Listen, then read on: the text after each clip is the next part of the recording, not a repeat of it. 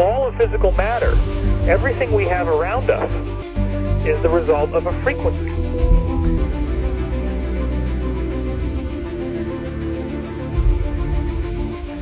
We use sand and lycopodium.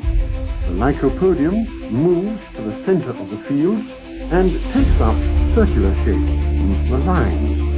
Each material has its own special way of behaving.